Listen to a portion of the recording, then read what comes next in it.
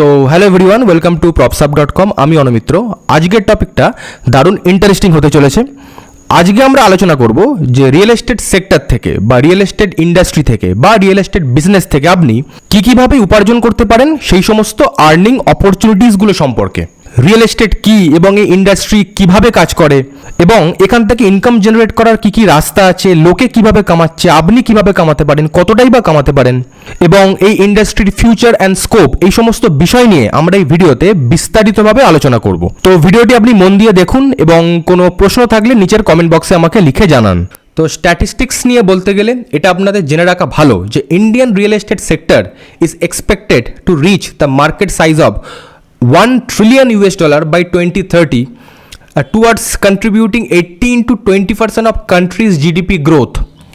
$1 trillion Indian রুপিসে হচ্ছে প্রায় 75 লক্ষ কোটি টাকা এবং ICR এর রিপোর্টের মাধ্যমে এস্টিমেশন দিয়েছে যে Indian firms are expected to raise $48 billion through infrastructural and real estate investment trust in 2022, মানে এই বছরে। এবং এটাই এখনও পর্যন্ত সর্বোচ্চ ফান্ড রেজিং, কেননা 2022-এর আগে পর্যন্ত যতটা ফান্ড রেজ করা হয়েছিল সেটা $29 বিলিয়ন মধ্যেই সীমাবদ্ধ ছিল। তো $48 বিলিয়ন হচ্ছে প্রেজেন্টলি কিন্তু সবথেকে বেশি। $48 বিলিয়ন বা $48 বিলিয়ন ইন্ডিয়ান রুপিসে হচ্ছে প্রায় 37 লক্ষ কোটি টাকা।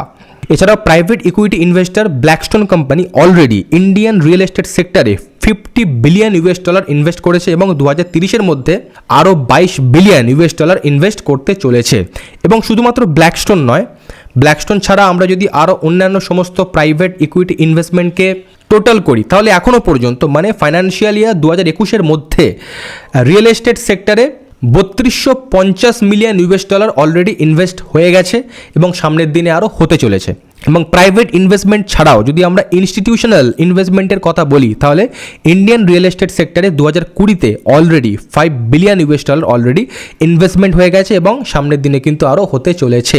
তো এই স্ট্যাটিস্টিক্স থেকে একটা জিনিস তো একদমই ক্লিয়ার যে Indian real estate market is flourishing and it is booming right now. তো মার্কেটের ডিমান্ড বাড়ছে, মার্কেটের সাইজ বাড়ছে, ইনভেস্টমেন্ট ঢুকছে, মার্কেট গ্রো হচ্ছে, এসব তো ঠিক আছে, কিন্তু প্রশ্নটা হচ্ছে আপনি এখান থেকে প্রফিটেবল কীভাবে হবেন। অর্থাৎ এত বড় একটা কেক যেটা সাইজে এত বড়, থিকনেসও এত বেশি, সেখান থেকে পাতলা একটা স্লাইস আপনি আপনার জন্য কিভাবে বার করবেন সেটাই কিন্তু মূল বিচার্য বিষয়। তো এই ভিডিওতে সেই বিষয়টা নিয়ে আমরা আলোচনা করব। ভিডিওটি অত্যন্ত ইনফরমেটিভ অ্যান্ড এডুকেশনাল, তাই আপনি স্কিপ না করে পুরোটা দেখুন। বোঝানোর সুবিধার জন্য আমি ভিডিওটিকে ছোট ছোট পয়েন্টে ভাগ করে নিয়ে আলোচনা করব। তাহলে চলুন আজকের টপিক নিয়ে ডিসকাশন শুরু করা যাক। So how to earn money from real এস্টেটের মধ্যে প্রথম যে পয়েন্টটা আসছে সেটা হচ্ছে generating income as a builder or developer. This is a common way and probably the most capital intensive way to generate income from real estate. Real estate ডেভেলপার্সদের primarily দুটো ক্যাটাগরিতে ভাগ করা যায়। একটা হচ্ছে কমার্শিয়াল প্রপার্টি ডেভেলপার্স এবং আরেকটা হচ্ছে the residential property developers. Commercial property developers এবং রেসিডেন্সিয়াল প্রপার্টি ডেভেলপার্স, এই দুখানা ক্যাটাগরি।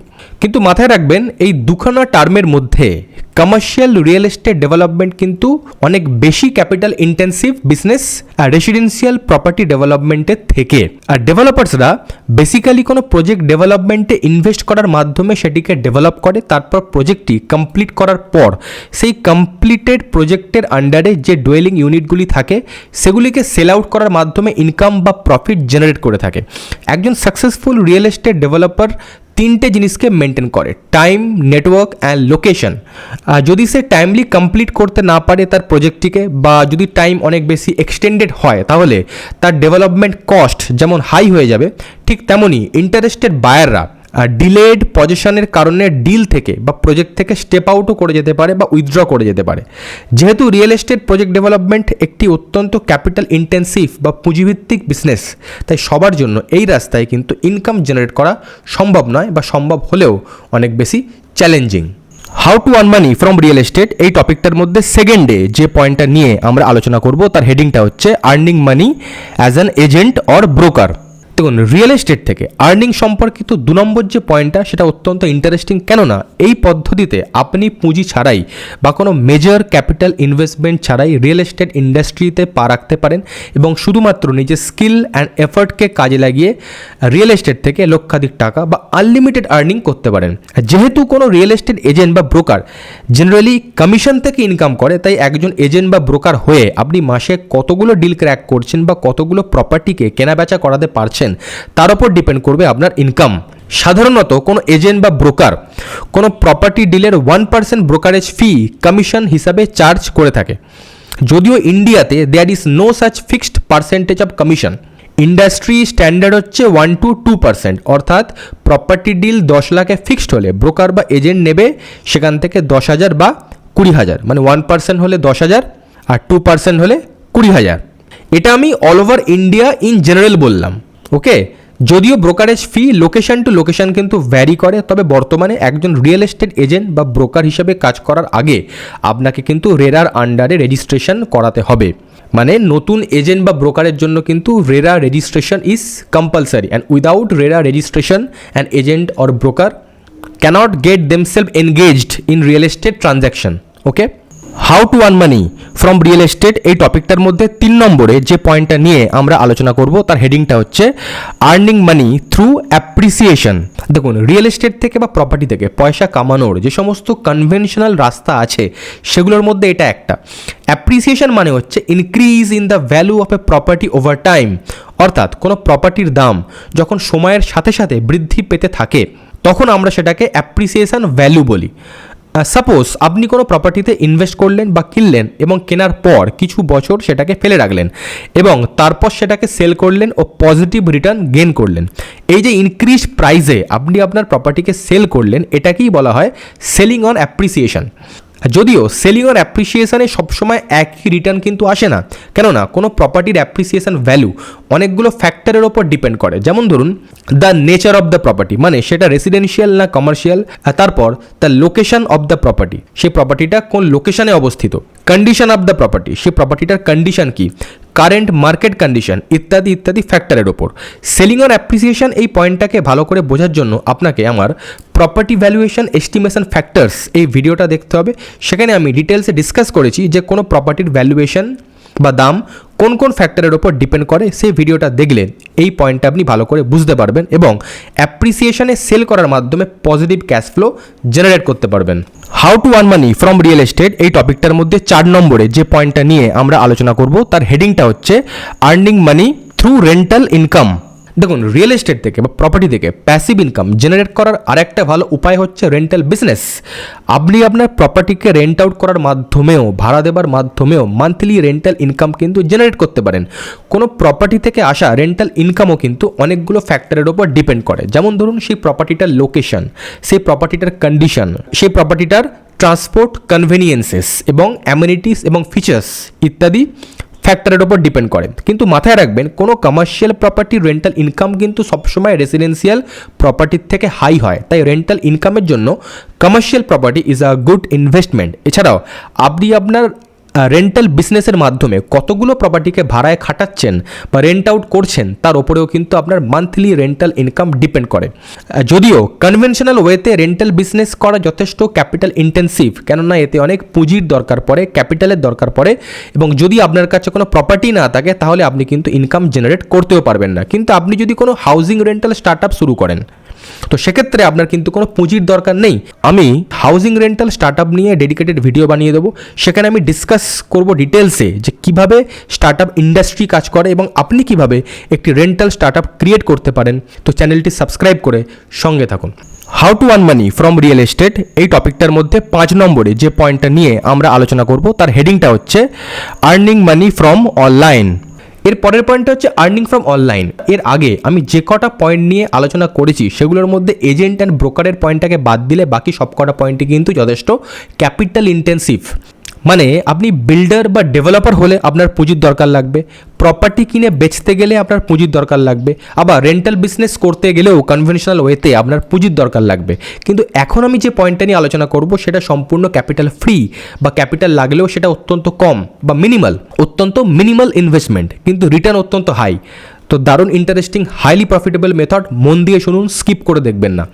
ইন্টারনেট থেকে আর্নিং করার জন্য ক্যাপিটাল ইনভেস্টমেন্টের তেমন কিন্তু খুব একটা প্রয়োজন হয় না। যেটা প্রয়োজন হয় সেটা হচ্ছে আপনার সময়, দক্ষতা, বুদ্ধি, পরিশ্রম এবং তার সাথে এফেক্টিভ মার্কেটিং স্ট্র্যাটেজি এবং এক্সিকিউশন এবং অ্যাবভ অল পারসিভিয়ারেন্স বা আপনার ধৈর্য। যদি আপনি ধৈর্যের সাথে বুদ্ধি দিয়ে কন্টিনিউয়াস বা কনসিস্টেন্ট এফোর্ট দেন এবং যদি আপনি সঠিক মার্কেটিং স্ট্র্যাটেজি প্রয়োগ করেন এবং তার সাথে যদি আপনি গোটা ইন্টারনেট ইন্ডাস্ট্রির অ্যালগোরিদমকে যদি ভালো করে বুঝতে শিখে যান, then internet can be your great source of income. আপনি যদি কনভেনশনাল ওয়েতে হাঁটেন, then it will take very long time to grow your business in this industry. কেননা অলরেডি এই ইন্ডাস্ট্রিতে অনেক বড় বড় মার্কেট প্লেয়ার্স আছে এবং যারা এই ইন্ডাস্ট্রিতে কনভেনশনাল ওয়েতে দীর্ঘদিন যাবৎ বিজনেস করছেন। তাই আপনিও যদি কনভেনশনাল ওয়েতেই হাঁটেন, then you will have to face competition. But আপনি যদি এই বিজনেসটা অনলাইনে করেন, সেক্ষেত্রে আপনাকে কম্পারেটিভলি অনেক কম কম্পিটিশন, অনেক লেস কম্পিটিশন ফেস করতে হবে। Because in India most of the people do not even know how to start any business online. এখানে অনলাইন বা internet related education and information দুটোরই কিন্তু কমতি বা ঘাটতি আছে। লোকে এখানে অনলাইন বলতে শুধুমাত্র ইউটিউবই বোঝে বা জানে এবং তাদের কাছে কোনো সাবস্টেন্সিয়াল নলেজ নেই ইন্টারনেট ইন্ডাস্ট্রি সম্পর্কে। তো রিয়েল এস্টেট থেকে বা প্রপার্টি থেকে অনলাইনে আর্নিং করার বেসিক্যালি 12টা প্রাইমারি ওয়ে আছে। সেগুলো হচ্ছে advertisement revenue, selling of your website, selling of digital products, crowd funding investment, affiliate commission, digital marketer, website developer, startup business, online consultation, sponsorship, content writer and selling stock images. আরও দুখানা point আছে, সেটা আমি next ভিডিওতে add করে দেবো। How to earn money online from real estate, এই ভিডিওতে আমি প্রত্যেকটা পয়েন্ট নিয়ে ডিটেলসে ডিসকাস করেছি, সেই ভিডিওটা আপনি চেক করতে পারেন। How to earn money from real estate এই টপিকটার মধ্যে 6 নম্বরে যে পয়েন্টটা নিয়ে আমরা আলোচনা করব, তার হেডিংটা হচ্ছে রিয়েল এস্টেট ইনভেস্টমেন্ট বা ইনভেস্টমেন্ট ইন রিয়েল এস্টেট। আপনি রিয়েল এস্টেটে ইনভেস্ট করার মাধ্যমেও মোটা অঙ্কের ইনকাম জেনারেট করতে পারেন বা লুক্রেটিভ রিটার্ন পেতে পারেন, যদি আপনি জানেন কোথায় ইনভেস্ট করতে হয় এবং কিভাবে ইনভেস্ট করতে হয়, ইনভেস্টমেন্টের কী কী অপশান আছে এবং সেই অপশানগুলোকে অ্যাক্সেসই বা কীভাবে করতে হয়। রিয়েল এস্টেট ইনভেস্টমেন্ট সম্পর্কে একটা অত্যন্ত বিখ্যাত কোটেশন আছে, সেটা হচ্ছে the best investment on earth is earth. অর্থাৎ এই ইন্ডাস্ট্রির স্টেবিলিটি এবং হাই ইনকাম জেনারেটিং ও রিটার্ন প্রোভাইডিং ক্যাপাবিলিটি এটাকে one of the most well recognised sector হিসেবে চিহ্নিত করেছে। রিয়েল এস্টেট ইনভেস্টমেন্ট অপশানগুলোকে আমরা জেনারেলি 5টা পয়েন্টে ভাগ করতে পারি। একটা হচ্ছে real estate crowdfunding investment, REIT investment, REITs investment, real estate stock market investment and real estate crypto investment. আর যদিও আমি passive income from real estate এই ভিডিওতে এই পয়েন্টগুলোকে নিয়ে একটু বিস্তারিতভাবে আলোচনা করেছি, আপনারা চাইলে সেই ভিডিওটাও চেক আউট করতে পারেন। এই ভিডিওতে আমি এই 5টা পয়েন্ট নিয়ে সংক্ষেপে আলোচনা করব। তো প্রথম পয়েন্টটা হচ্ছে ক্রাউড ফান্ডিং ইনভেস্টমেন্ট। অনলাইনে অনেক ক্রাউড ফান্ডিং প্ল্যাটফর্ম বা ওয়েবসাইট আছে যেগুলোর সাহায্য নিয়ে আপনি কোনো বিল্ডিং ডেভেলপমেন্ট প্রজেক্টে ইনভেস্টার হিসেবে যুক্ত হতে পারেন এবং সেই প্রজেক্টটিকে ফান্ডিংয়ের মাধ্যমে কমপ্লিট করার জন্য সাহায্য করতে পারেন। যতটা ইকুইটির এগেনস্টে আপনি ফান্ডিং করেছেন, ঠিক ততটা ইকুইটির এগেনস্টে আপনি রিটার্ন পাবেন। রিয়েল এস্টেট ইনভেস্টমেন্টের মধ্যে সেকেন্ড যে পয়েন্টটা নিয়ে আমরা আলোচনা করব, তার হেডিংটা হচ্ছে রিট ইনভেস্টমেন্ট। রিটের ফুল ফর্ম হচ্ছে রিয়েল এস্টেট ইনভেস্টমেন্ট ট্রাস্ট এবং রিট ইনভেস্টমেন্ট এই টার্মটাও অনেকের কাছে কিন্তু অজানা বা আননোন।